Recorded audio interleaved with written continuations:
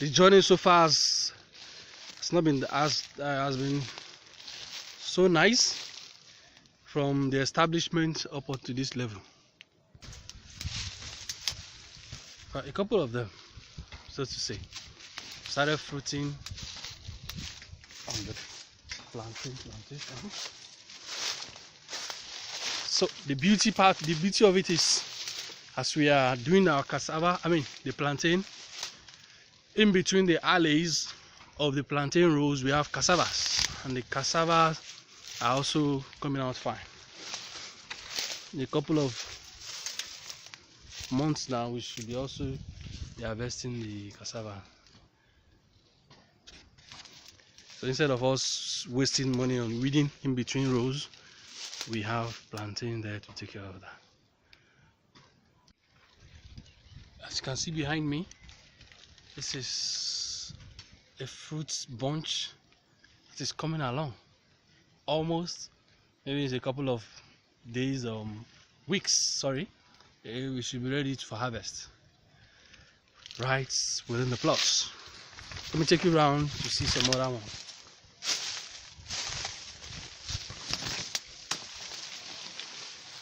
You can see these two. It's also fruiting.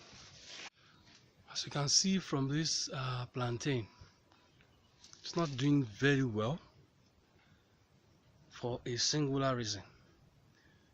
The timing of the planting and the time of fruiting comes very close to the dry season, which is a very critical stage. You can see the fruits are drying off.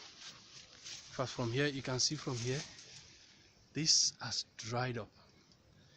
For the main reason is the fruiting happens at the onset of dry season, where plantain need more water to fill in and form fruits. So these two plantain are not producing at optimum because there's no water at the critical point when they are filling their the plantain. So it's a huge learning point. If you have a plantain plantation and they start fruiting at the onset of dry season, then you should consider giving them maybe a little irrigation or any form of water. You can see this is also drying off earlier than expected when the fruits are not ready for harvest. It's majorly, you can see the leaf from this one too, majorly due to lack of water at the critical stage they are. That's why, okay, that's the learning point for anybody, and I hope this helps in your quest to establish your plantain plantation. One of the plantain,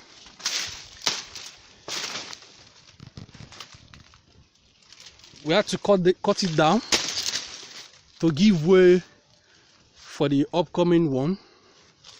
As you can see, this is also good as almost fruiting. We need to cut it down because the plantain on it is not doing so well. It's supposed to be a plantain, but it looks like banana for a singular reason. The time of fruiting comes with dry season. Cut it down to avoid competition with the other shoots that is as good as fruiting in some months time too. Hopefully the rain will be here by the time this will want to fruit. So I'm going to do the same for some of them too that didn't come out fine, and this is what we call maintaining the plantain plantation. You cut the not so productive shoots like this.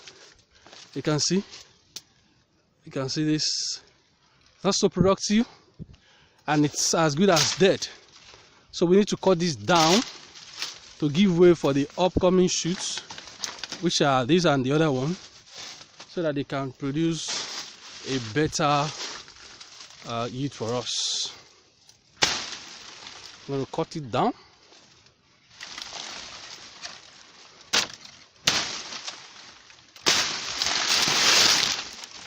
Yes, I need to cut it down so that these shoots will have less competition from the mother sucker, and then could also come out fine in few months time. I'm not only going to cut. After cutting, I'm going to leave the vegetative part on the floor so that they can decay and plow back some nutrients. This is what we call more like retaining the plant material, not taking them away, so they decay and also give some nutrients. So I'm going to cut and leave them on the floor to give way, or to give way the upcoming shoots, and also serve as a nutrient plowback. For some like this, as you can see, it has some crawling weeds all over the plantain. We are going to trim them down to avoid some competition from the sun, so that the plantain can get some good sun radiation, then also serve as less attraction for insects and another thing that can possibly attack the plantain. So we're going to weed it down, we clear it. We have some of them that looks like this too. You can do that too if you have your plantain regularly, as a way of maintaining the plantation. Like we really said earlier on, maintaining it is also very, very important, very critical if you need or you're expecting good yield from your plantation. One of the things you also do is to remove or cut down, or you say prune, overcrowded suckers. When you have so many suckers growing at a point, because they are also competing for nutrients and water, it should be expedient you remove one or two by way of cutting them down, especially if they are of the same age range, so as to reduce competition, steep competition. It's important you leave some, like in this case now, they are almost of the same age range, and we don't have much suckers around it, so I'm going to leave it. It's still fine, but at some cases you find like 3 or 4 suckers like this. It's advisable you prune them down to 1 or 2, so that they will compete less and your bunches can be bigger. In this case now, as you can see here, they are of a very different age. So you leave, this is, you can see this, and look at the mother sucker. So you leave something like this, you don't need to cut. And then also here now, you can see this is very taller, so their ages are different, so you leave them. So you also do that for the remaining plantation. Where you have them, you prune them. Yeah, for this one now, you can see I have 2 that are of the same age. I'm going to cut one down, so as because they are of the same age, and that will be a good. You can see the bigger one is fruiting, so I need to keep one to take over from that. The bigger one that is just by the other side there. So I will cut down one to give way for the other one to have a breathing space. Cutting it down doesn't mean it will still come up, but by the time it's coming up, the age difference will not be significant in terms of competition. So this is fine. So you do that too.